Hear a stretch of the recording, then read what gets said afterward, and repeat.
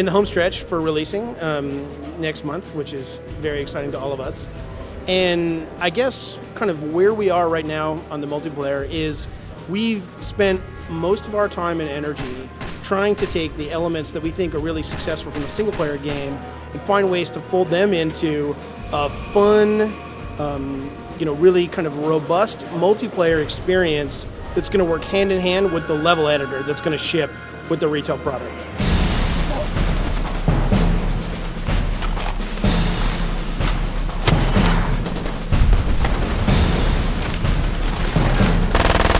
Single player is very much focused on kind of creating this very realistic, gritty, mercenary experience, and a lot of those technical things and a lot of those kind of thematic things we wanted to pull into multiplayer.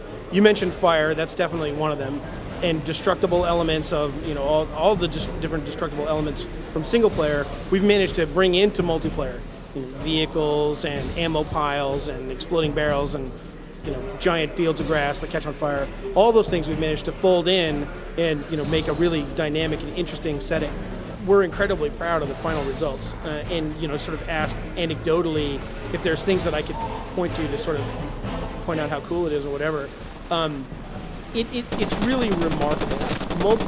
Our development of the multiplayer levels with the retail product, we wouldn't have been able to do it unless we had incredibly flexible tools, because we ran into some very interesting next generation challenges.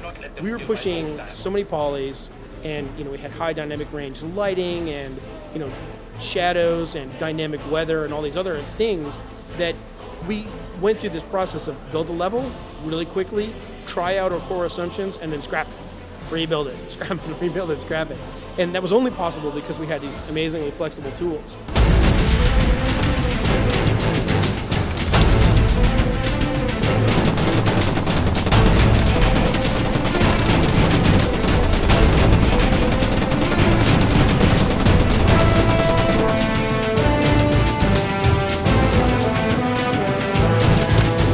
What we've seen is that when people get their hands on the editor, they can go crazy with it and use it in ways that we never honestly imagined that they would.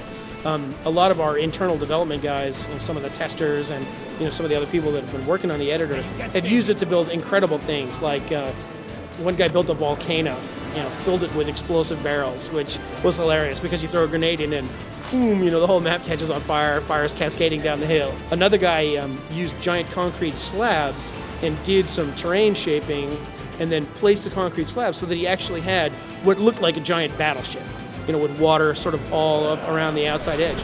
I'm excited to see how the people are going to react to this game. We've created what I feel is a really fun, really engaging multiplayer experience. And I'm excited to see how the fan base and user-created content is going to take it to the next level.